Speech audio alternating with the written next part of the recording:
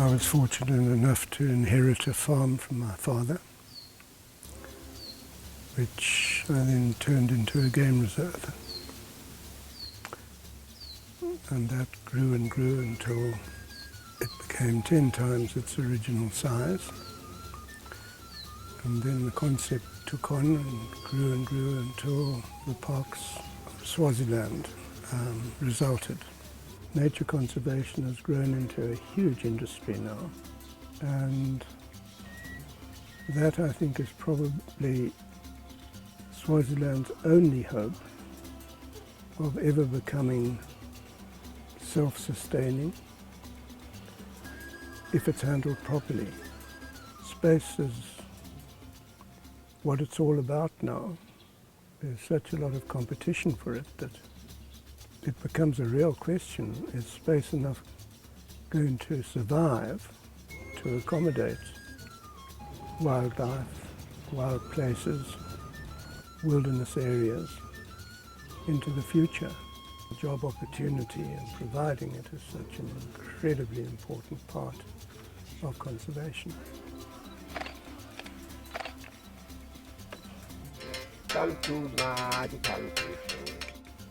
One goal is, to have this camp, bringing enough income, takes care of, the other needs in the community.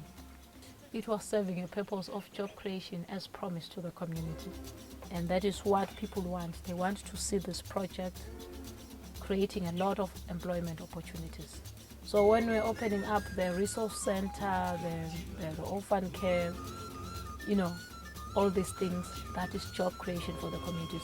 And when we are talking about game introduction, they are looking at job creation. People come to Shaula because it's a community. They really want to go to the community, village tours that we do. This is a group from Norway. They've been coming for 3 years now. This year they've built a house for an old lady who stays with 2 children, and we thought, those kids do not deserve that. And they'll come with groups, in buses, in a group of 20, 22, 24 people. We are starting to get crowded, especially in July and August. It gets hectic, but it's good business. But if my muscles are in good shape, then I know that I can probably be able to endure any challenge. I'm just an ordinary African who came from nowhere and found myself on the top of a mountain. I'd find myself spending the first 10 years of my life in the bush. First being a head boy, I would be heading cattle and goats. If one would have seen me that time, they would have thought it would amount to nothing because I looked poor. I would then identify some abilities within me, like the willpower, the will to succeed, and the drive to get to the summit.